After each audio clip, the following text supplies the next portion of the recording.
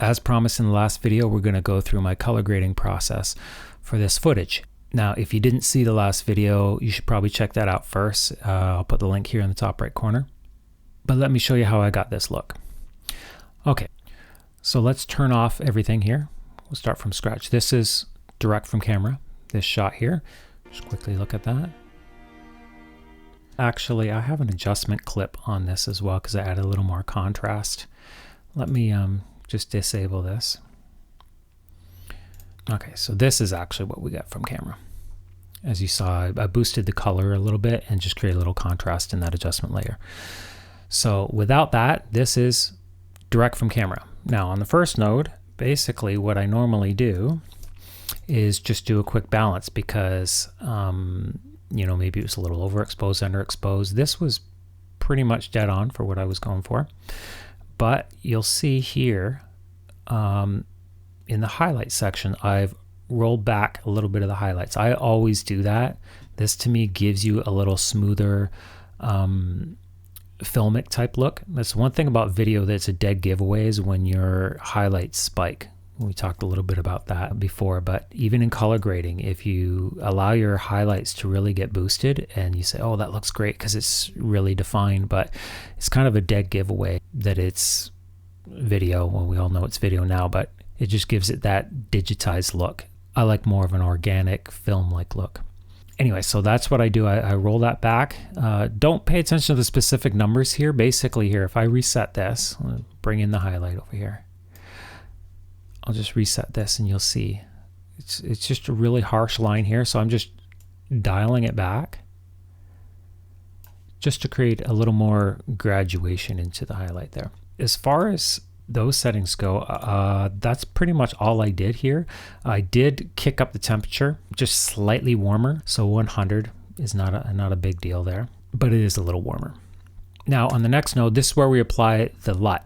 Now the LUT I used was just a straight sepia LUT, but I don't use the full intensity of the LUT pretty much ever. Obviously we didn't end up with a sepia look at the end, so I'm just using this to kind of create that little more of a filmic look. And let's enable this. So disable, enable, and see what it's doing here in this green section here, for example, in the shadows in general. That's yeah, that's off, that's on, off, on. So it's taking the shadows and kind of desaturating them a little bit. That's kind of the key thing that I'm going for here. As well as in the whites, it just makes them look a little creamier. Not so much in the smoothness, but kind of like a cream color, beigey. Let me turn that off. See? Back on. So it just seems to connect everything in the image just a little bit better like that. So like I said, in order to just dial in the amount, this is 40%, which is basically gain at 0.4. If I put a 1, that would be fully sepia. So I put a 0.4 and that's like 40%. Again, you can dial in exactly how much you want on your particular LUT, or if you're using this LUT and you want a slightly different look. So I'm going with 40%. Now on the last node, I do a couple of interesting things. So I love to use this luminance versus saturation.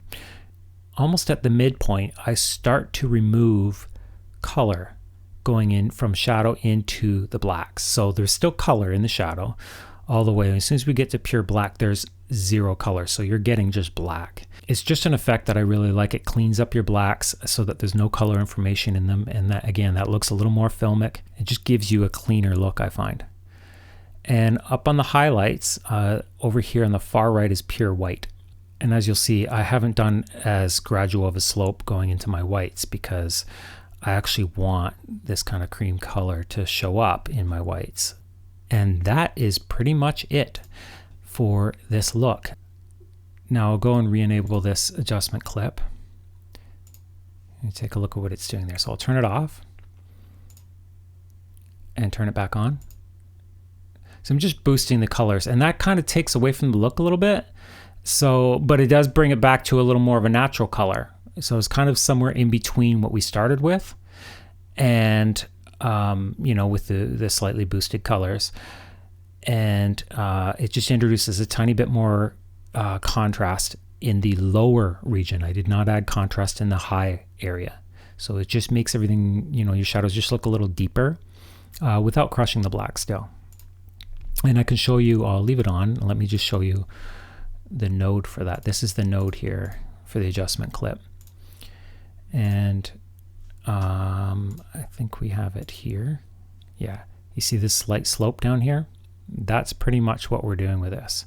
That's how subtle it is. It's really not much to it. And over here, actually, I just do a little bit of contrast at a pivot point of 0.5, and the amount is 1.05. Forgot to mention in this last node as well, I am boosting the saturation. Default saturation, like on these nodes, you can see it's always 50. You know, that's just kind of nothing has happened. But when you go higher than that, you're actually introducing more color. You're boosting the color. So I've added 10 points here, whatever that amounts to. That's based on the footage that I'm getting from that particular color profile. Again, if you want to know more about that color profile, check out that other video, and you can download from that video. There is a link in the description to download, and you can install that on your Canon camera. So now let's just go through a couple more clips just to see how this goes.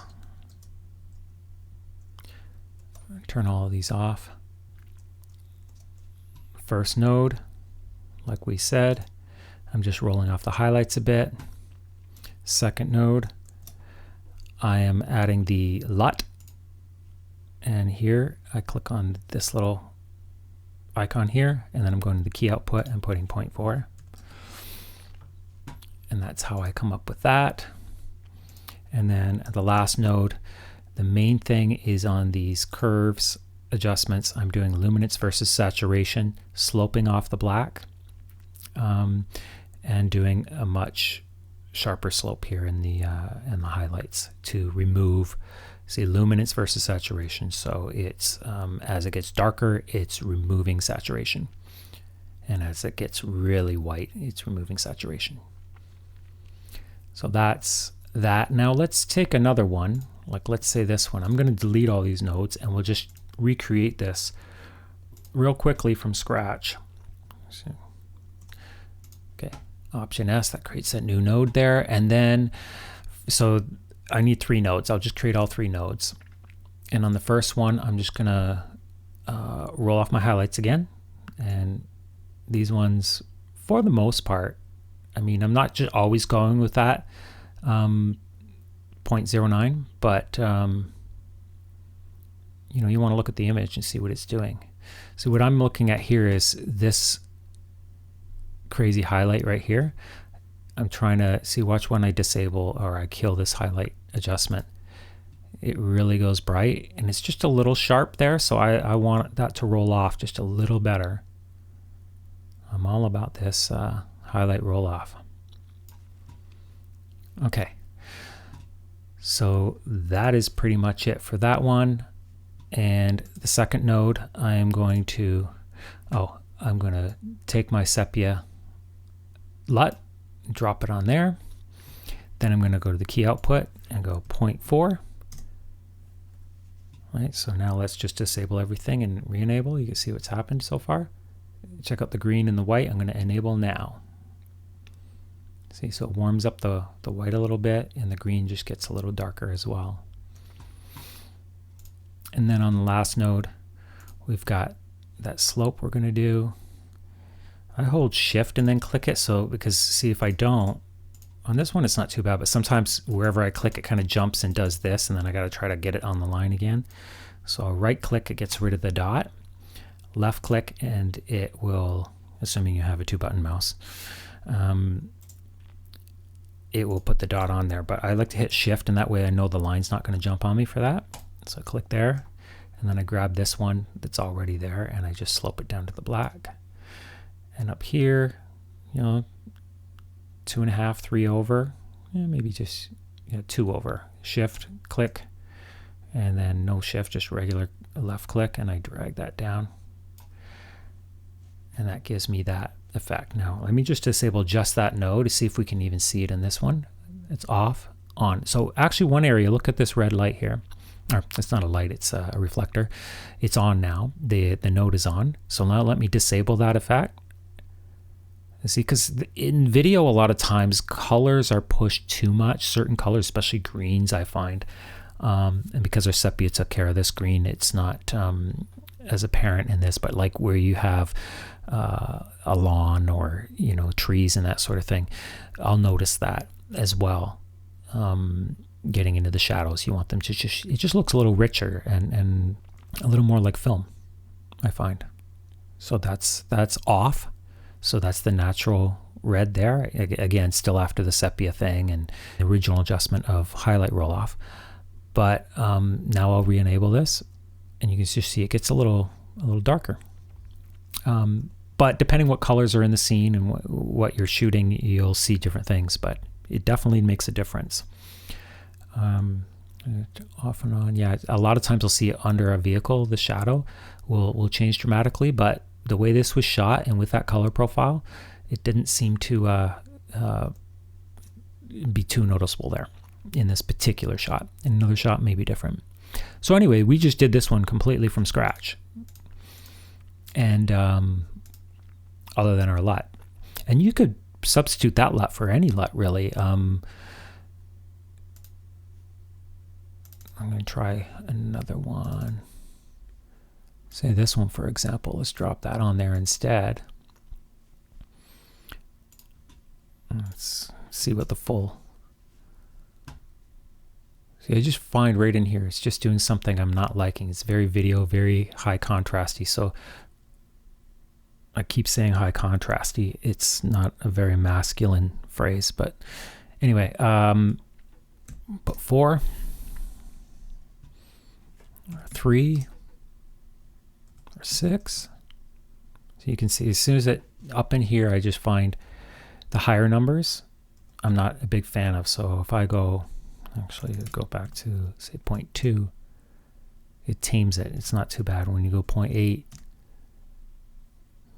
anyway, so 0.4 is kind of a sweet spot for me. But let's go back to that sepia. Oh, there it is. And it still sets 0.4. So yeah, I'm liking that. Okay, let's just do one more. I'll do this one. Let's just actually more than disable. Let's just delete all of these, and we'll start fresh again. Option S on my Mac here, and I always click away from there because that bright. I wish you could turn that off and still have these controls. I don't know if you can. I don't think so. Anyway. Messes with my eyes. I'm going to create my 3 nodes. My first node, I'm going to roll off my highlights. Again, it might not be that 0.09. I'm going to see what I'm looking at here. In this case, see, when I pull it off too far, see what happens to the skin? It really looks unnatural. When you spike it, same thing.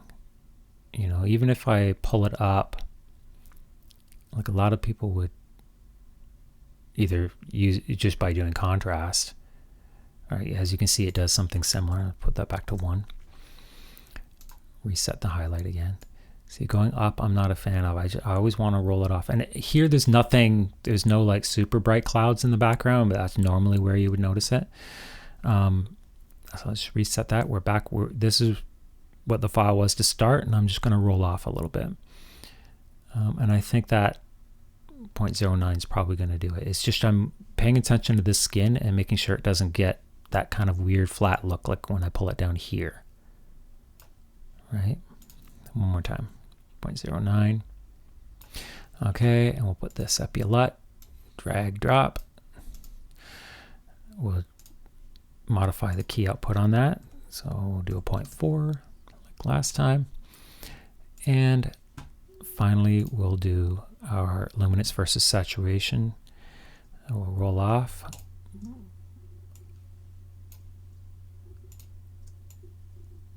And actually, we forgot on the last step, we want to boost that color a little bit too. There is a color boost, but I actually just use the saturation here and go to 60, from 50 to 60. So you just fills in the skin tone a little bit better. Let's disable everything. Option D. Re-enable. And you might even like the original. We talked about this in the last video. I find that it really works well on skin tones. This is without any color grading. And then that's with the color grade. I still like this though. Like if I'm doing like say a YouTube video, I find straight out of camera, this color profile looks great. That's, you know, the broadcast kind of thing, the documentary kind of thing. But when you're going for a little more of a filmic thing, short films, music videos, I'm more of a fan of this kind of look. So I'm going to leave a link in the description to this Sepia LUT from Luthouse. Actually, it's not my LUT. I'll give you the link to their site. It is free. You can download that. And on my other video, like I said, if you go watch that, you'll find a link in that description for the Canon color profile. So if you're going to experiment with this combination with the Canon color profile on your camera and using this process to kind of go for this look or even a different look, I'd be really interested to see. So as you make your videos, post them here in my comments and I'll be happy to go check them out. And I'd really love to see what everyone does. I'm sure you can probably do a better job than I have on this quick shoot that I did. But I'd love to see where you take this. Well, that's it for this video. I hope you found it useful. If you did, give it a thumbs up. And if you're not a subscriber, click on that subscribe button and don't forget the notification bell so you don't miss out on the next one. Thank you so much for watching.